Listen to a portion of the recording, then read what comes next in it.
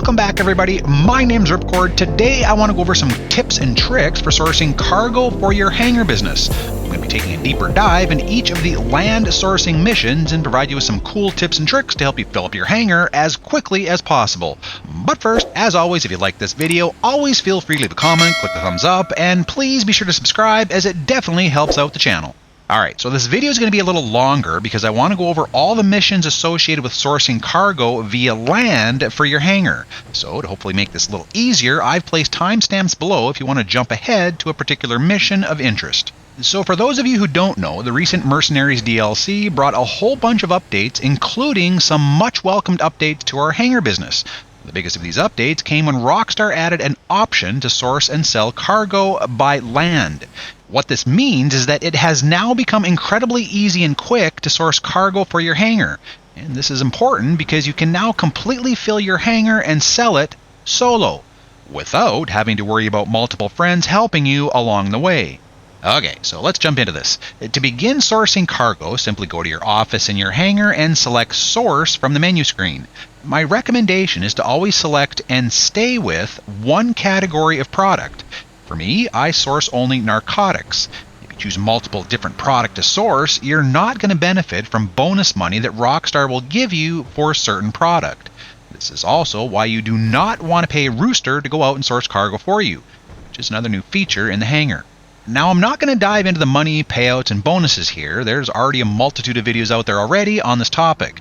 But trust me, just stick to one product line only while sourcing. There's going to be a 3-minute cooldown in doing this, but just mix this in with your other money grinding missions and you'll be fine. Alright, so after selecting your product to source, you'll now need to select how you'll be sourcing it. There are only two options, air or land.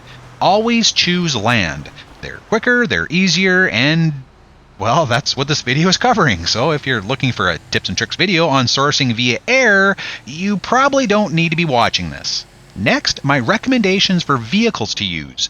Although these missions fall under the land category and Rockstar does provide you with a token land vehicle to use, you're always going to want to use some form of air transportation.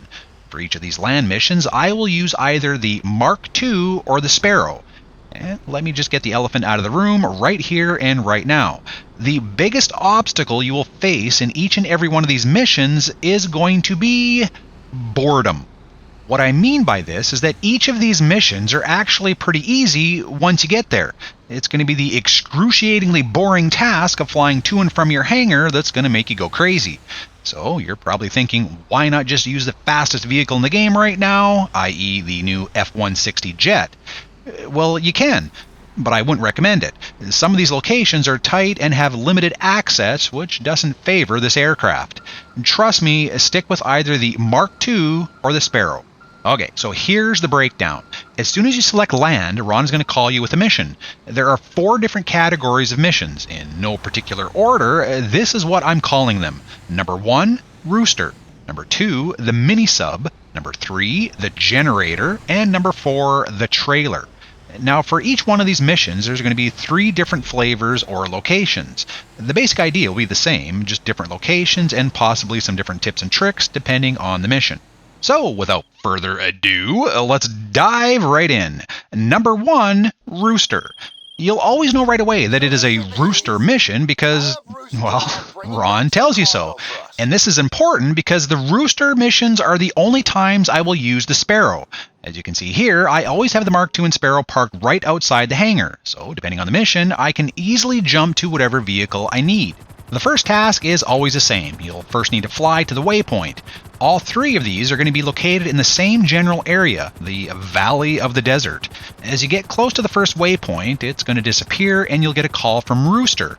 The biggest pain point in this mission is that you'll need to wait until both Rooster and Ron finish talking before the second waypoint is identified, which, if you've done a bunch of these, seems like it takes forever. Now, there's a method out there where you can call Lester to bring up the second waypoint quicker, but what I do is just continue flying. Remember, the biggest obstacle here is flying to each of these points. So, more time flying and less time fiddling with your phone is better, in my opinion. So just do what I'm doing here. You want to fly along this path, making sure you're not too high or too low. Your goal is to try and spot the enemy helicopter. This will be the location of your next waypoint. Okay, I'm going to stop it right here and show you all three of the potential locations. You'll either have it spawn here in the Sonora Desert, over here in Sandy Shores, or over here in Grapeseed. So because the farthest point from my hangar is Sandy Shores, this is where I'm flying to first. As you're flying, simply look to these other two locations. As soon as you spot the helicopter, you're good. No need to fiddle with your phone, and no need to wait for Rooster and Ron to finish yapping. I'm going to pop in the other two locations at the top of the screen, but you're going to complete these missions exactly the same. Once you take out the enemy helicopter, concentrate on taking out all the enemies on the ground. This is why I take the Sparrow, because you'll need a ton of rockets. While you're doing this, try and locate a small white box.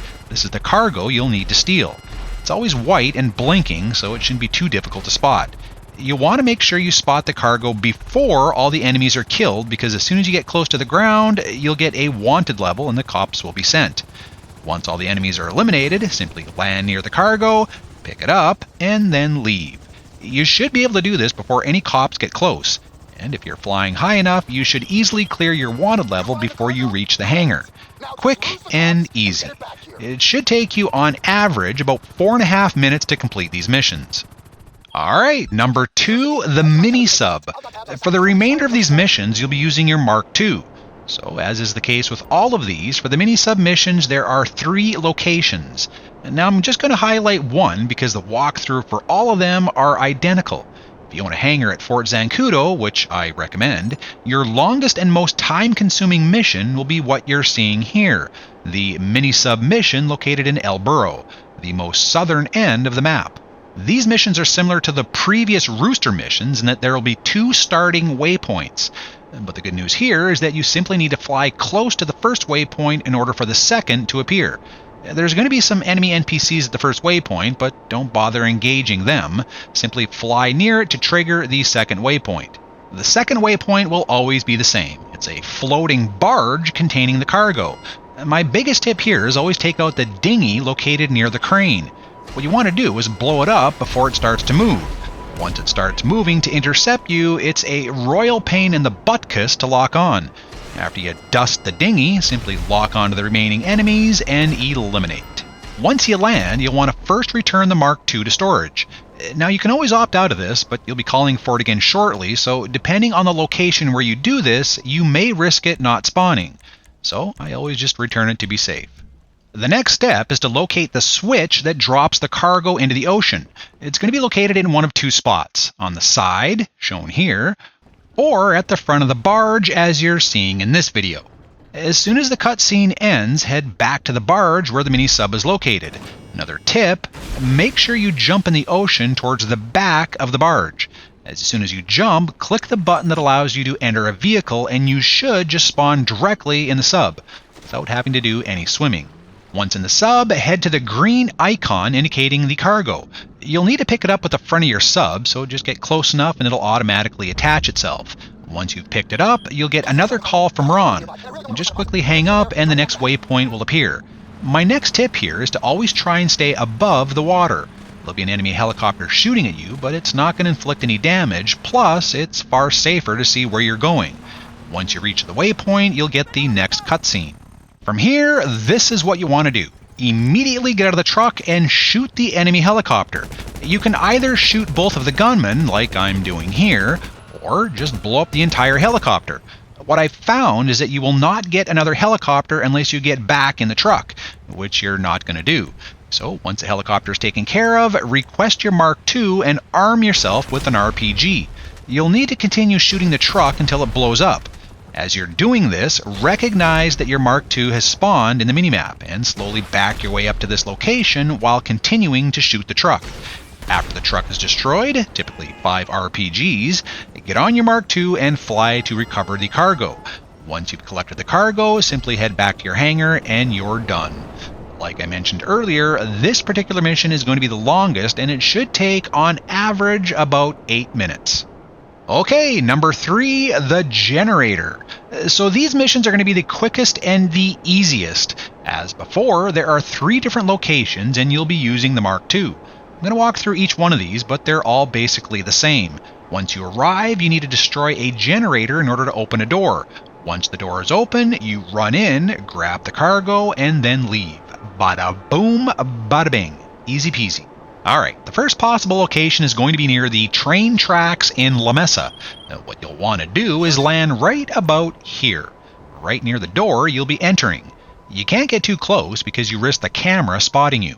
The generator will be located in either of 2 areas. Located here, along the side of the building, or if it's not here, it'll be located behind the red cargo container. To get at this one, simply jump on top of the container and you'll spot it in the corner.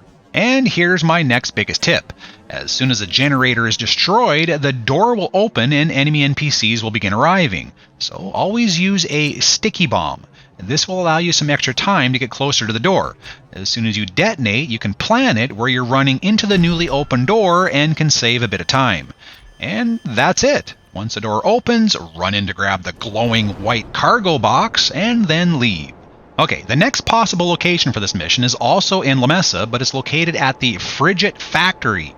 If you get this location, you can perform this in either of 2 ways. The way I'm showing here is heading to the ground level in front of the door you'll be heading into. Just like before, the generator will be located in either of 2 locations, here or here. Now for the method I'm showing, I'm going to park on the ground level first and simply climb the ladder to get at the generator. But you can also land your Mark II on the upper level first to take out the generators quicker. But when you're done, you'll have to get back on your Mark II and land on the lower level for your getaway anyway, so I'll leave this up to you. Either way is fine. If you're doing this from the ground level, just do as I'm doing here. You want to park as close to the door as you can without being detected by the camera. Hug the right side of the fence, then turn to get onto the ladder, and then head up to reach the generator. Again, always use the sticky bomb. This will give you time to get back down the stairs and get into position before detonating and opening the door. From here, same as before. Just run in, grab the cargo, and then leave. If you're timing these right, you should be able to leave well before any enemy NPCs arrive. Alright, the last possible location for this mission will be in Richmond. Again, depending on where your hangar is located, for me, this is the quickest of all the land missions. From hangar to hangar, this one should take no more than 3 minutes to complete. Okay, so for this location, same as before. You'll want to land in front of the door as close to the camera's cone of vision as possible. Once parked, quickly head to the side of the building. The first possible location for the generator will be located here. In the above video, you can see the other possible location of the generator, which will be located behind the building. Once found, again, use a sticky bomb and then head to the front. Once you're near the door, you detonate the bomb and then run in to grab the cargo. And as you're seeing here, the cargo is always near the entrance, so it's very quick. After you've collected the cargo, head back to your Mark II and then your hangar. If you follow this method for all 3 of these locations, you shouldn't take any NPC fire at all. Alright, finally the last mission possibility, number 4, the trailer. Now at face value, this one can seem like the longest or the most difficult to complete. But no worries, after watching these easy tips and tricks, you should be able to complete all of these varieties in about 5 minutes. When the mission starts, Ron is always going to give you the option to locate a substitute trailer that you can deliver in lieu of the guns a-blazing variety. And although this is a good method to avoid getting any enemies, it's going to take forever. So always ignore this and head straight to the waypoint. Okay, as was the case with the generator missions, there are 3 different locations and you'll be using the Mark II for all of them. Again, I'm going to walk through each one of these, but they're all basically the same. Once you arrive, you'll need to locate and destroy a semi-trailer, pick up the cargo, and then return it to the hangar. Alright, the first possible location will be south of the map in Elysian Island. And for all of these, what you need to do first is locate the trailer. It's always going to be a box-type trailer, i.e. not a tanker type, and it's always going to be painted brown. Now, it may be parked in a few different spots, but it's always going to be in the general waypoint area, and it's always going to be brown. When you get near, your Mark II will begin locking on. Don't bother firing, simply locate the brown trailer. You'll notice in the minimap that the yellow waypoint will eventually turn into a circular area with a question mark. Until you locate the trailer, it's going to stay this way. So you not only need to locate the trailer visually, which is the easy part, you also need to park next to it in order for the game to recognize that you found it and turn the question mark into a blue flashing cargo icon. What I like to perform is a type of bump and run. I fly in a little hot, gently bump into it, ensuring that the game recognizes that I found it, and then fly away quick to a better vantage point. You may take a little fire here, but as long as you're in and out quick, you'll be fine. And this is what I mean. As you can see, I'm getting close. My Mark II locks on. Ignore this. I've located the brown trailer, and then I dive down to quickly bump and run. As you can see, the minimap now shows a blue cargo icon, so I'm good to go. For this location, I recommend parking on top of one of the 3 silos located here. And don't worry, you won't fall. It looks like you're walking on air, but it's stable and gives you an excellent vantage point without being shot. Alright, so here's the biggest tip. You're going to be firing your RPG at the trailer until you see the blue cargo icon in the minimap turn green. Now I say this because I've had times where the trailer takes 5, 6, or even 7 shots before being destroyed. And sometimes I've had it where it looks like the trailer is destroyed, but I'm unable to pick up any cargo. So you need to be paying attention to your minimap. As soon as the blue icon turns green, you know you've destroyed the trailer and the cargo is ready to be picked up. The other bonus here is that unlike some of the other missions, when you fly in to pick up the cargo, you don't have to get off your Mark II. Simply fly close to the trailer and you'll automatically pick it up. Very beneficial when you're being shot at. And that's it. Once you have the cargo, fly it back to your hangar and you're done. Okay, the next possible location for this mission is going to be located near the Redwood Lights track. This is the collection of ag buildings just off of Sonora Road. If you get this location, the gameplay is the same as the last. When you get near the area, locate the brown trailer and then dive in for a little bump and run. With this location, I like to park on top of these 4 silos seen here. They're connected by a square mesh, so you can easily park in the middle without being lit up by the NPCs below. You may have to randomly move around a little to avoid gunfire, but for the most part, you'll be fine. From here, same as before. Continue to RPG the brown trailer until the blue cargo icon turns green. Again, this can vary, but it's usually about 7 hits. Once it turns green, get back on your Mark II, dive down to the general location of the trailer to collect the goods, and then head back to the hangar. The last possible location for this mission will be the U-Tool warehouse located in Grapeseed. After you've located the trailer and performed your quick bump and run, I like to park on top of the main building. At the south end, there'll be what I like to call a triangular sign barrier. This is a perfect spot for gunfire protection in most of the trailer locations. However, in this particular instance, I have to walk past this in order to see the trailer. It'll still work, just try not to stick too far out where you'll end up getting shot. Once you have the trailer lined up, it's rinse and repeat. Keep firing until the blue icon turns green, jump back on your Mark II, then swoop down and pick up the cargo. Now you are going to take some fire as you dive down to pick up the cargo, but don't worry, it's not going to be enough to kill you. If you are the least bit skittish, just make sure your health is maxed out before collecting. Okay, one last thing to mention on these trailer missions.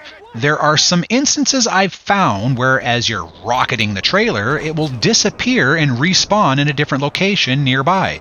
I'm still not certain why it does this. It may have something to do with the proximity of you and the trailer. I'm not sure. If you try to shoot the trailer from a farther away distance, this is when it seems to happen. But don't worry, if this does happen, the method here still works, and if you're using my shooting locations I've mentioned, you should be just fine. And that, ladies and gentlemen, is a wrap. Very easy and quick missions to restock your hangar. If you have additional tips, or better yet, have found quicker and easier steps for these missions, by all means, drop a comment below and let everyone know. Until next time, be happy, be well, be safe, be mighty, be the one. Maestro!